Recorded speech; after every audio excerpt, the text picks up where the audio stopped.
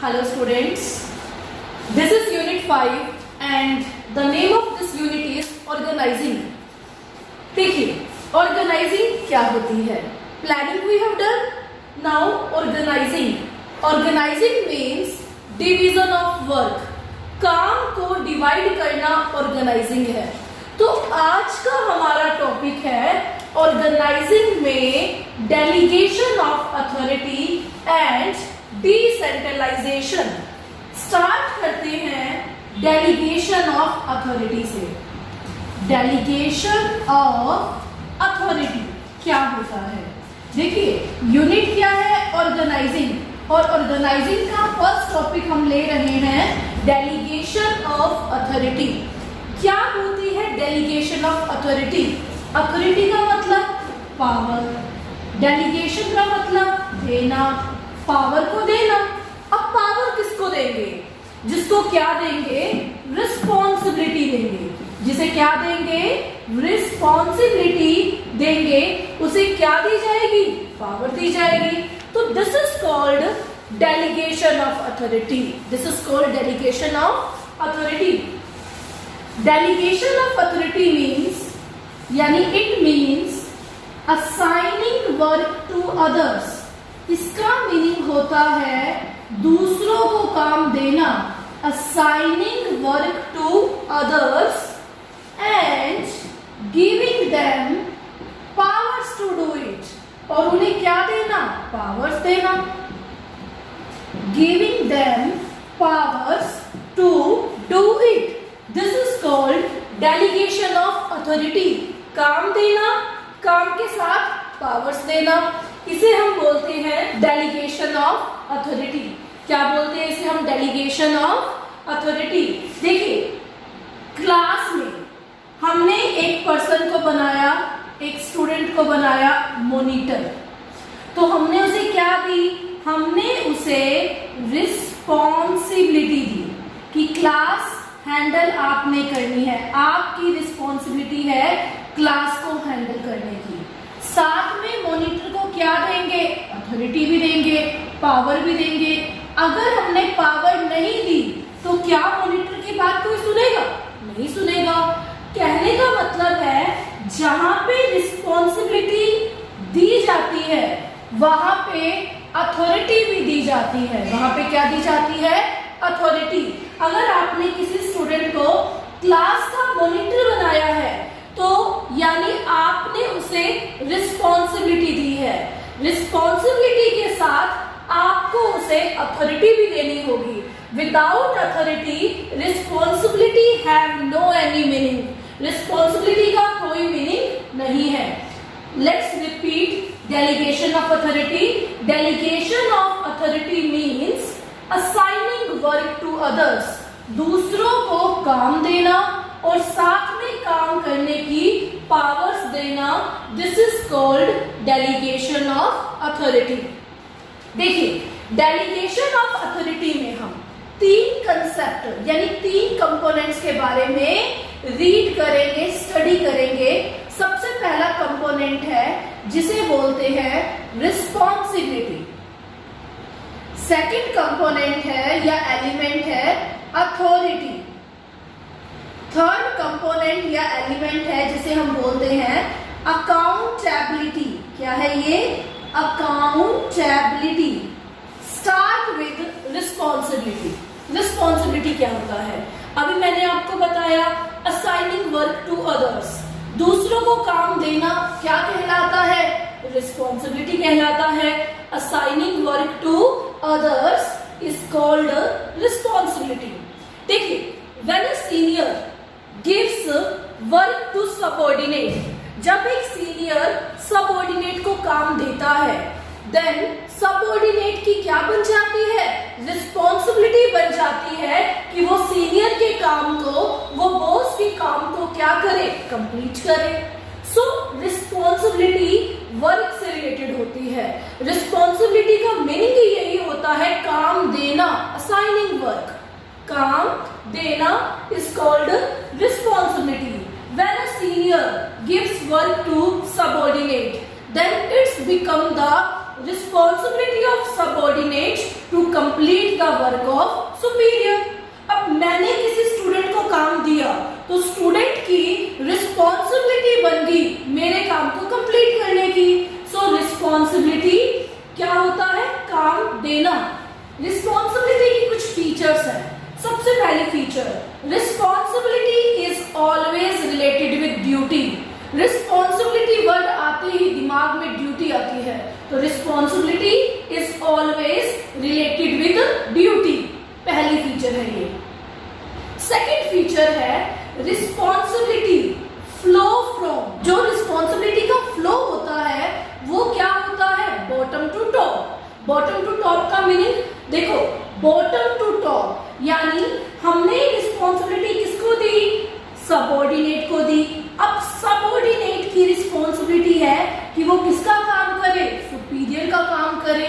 यानी रिस्पॉन्सिबिलिटी का flow bottom से टॉप होता है। क्या होता है? बॉटम से टॉप। रिस्पॉन्सिबिलिटी वर्ड तभी ओरिजिनेट होता है जब सीनियर सबऑर्डिनेट रिलेशनशिप होता है। जब क्या होता है? Senior subordinate relationship.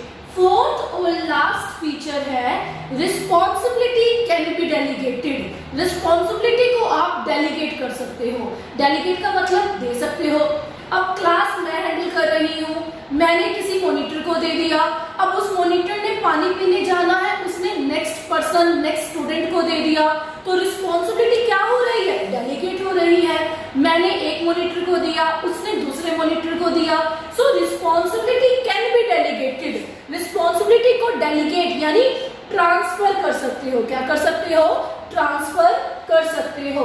So this is responsibility. इसे हम क्या बोलते हैं? Responsibility. Let's repeat the features again. दोबारा करते हैं फीचर्स। सबसे पहली फीचर, रिस्पॉन्सिबिलिटी ड्यूटी से रिलेटेड होती है। मैंने किसी को काम दिया तो उसकी क्या बन गई? ड्यूटी बन गई। सेकेंड फीचर, रिस्पॉन्सिबिलिटी वर्ड तभी आता है जब सीनियर सबऑर्डिनेट रिलेशनशिप होता है। यानी सेम लेवल में कभी भी रिस्पॉन्सिबिलिटी वर्ड नहीं आता। अब दोस्त आपस में बात कर रहे हैं, सेम लेवल है, तो वहां पे रिस्पॉन्सिबिलिटी वर्ड ओरिजिनेट नहीं होता। लेकिन जहां पे टीचर स्टूडेंट है, बॉस एम्प्लॉय है, वहां पे रिस्पॉन्सिबिलिटी ओरिजिनेट होता है। रिस्पॉन्सिबिलिटी का फ्लो बॉटम टू टॉप होता है, यानी लोअर लेवल की रिस्पॉन्सिबिलिटी होती है कि वो अपर लेवल का काम करे। ओके, रिस्पॉन्सिबिलिटी जो है वो डेलीगेट हो सकती है, यानी रिस्पॉन्सिबिलिटी कैन बी डेलीगेटेड। हम अपनी रिस्पॉन्सिबिलिटी दूसरे पर्सन को दे सकते हैं, वो तीसरे को दे सकता है। सो responsibility can be delegated. Second point is authority. Authority क्या होती है? देखिए, अथॉरिटी का मीनिंग क्या होता है? पावर्स। यानी authority means powers to take decisions. Decisions लेने की पावर्स को क्या बोलते हैं? अथॉरिटी बोलते हैं। Responsibility and authority go hand in hand, एक साथ चलते हैं। Where there is responsibility there is a need of authority, and where there is no responsibility there is no need of authority. There are some features of authority like responsibility. जैसे हमने responsibility की features discuss की, अब हम authority की features को discuss करते हैं। Number 1, authority move from top to bottom. Authority की जो मूवमेंट होती है वो क्या होती है? टॉप टू बॉटम, यानी टॉप लेवल मिडिल लेवल को अथॉरिटी देता है, मिडिल लेवल लोअर लेवल को अथॉरिटी देता है। सो द मूवमेंट या flow of authority is from top to bottom. Second feature is authority is originated where senior subordinate relationship। Authority भी वहां originate होती है जहां पे सीनियर सबऑर्डिनेट यानी बॉस एम्प्लॉय रिलेशनशिप होता है। Authority can be delegated. जैसे हम रिस्पॉन्सिबिलिटी को डेलीगेट कर सकते हैं, वैसे हम अथॉरिटी को भी डेलीगेट कर सकते हैं। जैसे मैंने क्लास मॉनिटर को पावर्स दी, अब क्लास मॉनिटर ने दूसरे मॉनिटर को powers the. So authority can be delegated. Okay, and authority जैसे जैसे लेवल्स की होगी वैसे वैसे क्या होगी, हाई होगी। टॉप लेवल के पास हाईएस्ट अथॉरिटी होती है, लोअर लेवल के पास लोवेस्ट अथॉरिटी होती है। So authority is depend on levels of management. Authority किस पे डिपेंड करती है, मैनेजमेंट के लेवल्स पे। So there are 4 features of authority. Number 1, flow of authority is from top to bottom. Second one, authority can be delegated. Third one, we can say authority is originated where senior subordinate relationship, and fourth one is authority is depend on levels of management. The third one is accountability. accountability क्या होता है, देखिए accountability का मतलब होता है answerability। क्या होता है, answerability। जब किसी एम्प्लॉय को रिस्पॉन्सिबिलिटी दी जाती है, अथॉरिटी दी जाती है, तो वो एम्प्लॉय उस काम के लिए अकाउंटेबल हो जाता है। जैसे मैंने मॉनिटर को क्या दी, रिस्पॉन्सिबिलिटी दी क्लास हैंडल करने की, उसको क्या दी, पावर्स दी क्लास हैंडल करने की। उसके बाद भी अगर क्लास नॉइज कर रही है तो कौन अकाउंटेबल है, मॉनिटर। यानी किसकी आंसरबिलिटी है, मॉनिटर की आंसरबिलिटी है। So accountability means answerability of an employee towards manager. Features of accountability are: number 1, accountability भी वही ओरिजिनेट होती है जहां पर सीनियर सबऑर्डिनेट रिलेशन होता है। देखो जैसे रिस्पॉन्सिबिलिटी सीनियर सबऑर्डिनेट में ओरिजिनेट होती है, अथॉरिटी भी सीनियर सबऑर्डिनेट में ओरिजिनेट होती है। Same as it is accountability भी सीनियर सबऑर्डिनेट में ओरिजिनेट होती है। अकाउंटेबिलिटी का फ्लो बॉटम टू टॉप होता है। बॉटम टू टॉप का मतलब जो एम्प्लॉयज है वो अकाउंटेबल होते हैं मैनेजर के काम के लिए, मैनेजर के टास्क के लिए।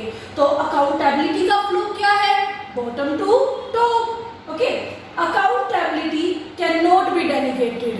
हम रिस्पॉन्सिबिलिटी को डेलीगेट कर सकते हैं यानी ट्रांसफर कर सकते हैं, हम अथॉरिटी को ट्रांसफर कर सकते हैं, बट हम अकाउंटेबिलिटी को डेलीगेट, अकाउंटेबिलिटी को ट्रांसफर नहीं कर सकते।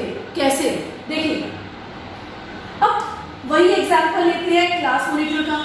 प्रिंसिपल मैम राउंड पे है, ठीक है, और टीचर है नहीं क्लास में, तो किसकी रिस्पॉन्सिबिलिटी है, मॉनिटर की।